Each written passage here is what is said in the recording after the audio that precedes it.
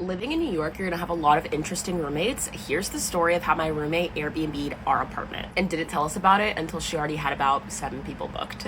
So when I first graduated college, me and my BFF Brandon moved in with this girl who was kind of like a party friend. You know, those people you only see like after 10 p.m. We were kind of desperate to find an apartment because moving in New York is so hard and a 3-bedroom is always gonna be cheaper than a 2. Right off the bat moving in, I noticed like these little things I like didn't like about her. For one, cleanliness, and then another thing, like she couldn't find a corporate job, but instead of like just doing another job while she waited, she would literally just complain about it and complain about bills without making the effort to find a way to make other money. So one day she tells us she decided to Airbnb her room to about 7 different people for the month of July. So she wanted to Airbnb her room so she could pay her rent, basically. Our immediate thought was like, 1, why didn't you just find a sublet? And 2, what the fuck? Now we're gonna have random people in our house. And when we expressed our concerns for safety, she literally just said, why are you guys mad? I'm the one that can't pay rent.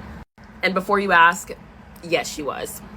She then proceeded to move all of her things into the living room so she could get the room ready for Airbnb. So she deadass moved her dresser, her sewing machine, 2 clothing racks, and a blow-up mattress into the living room. So when guests came, it was hella fucking awkward because they were like, am I taking her room?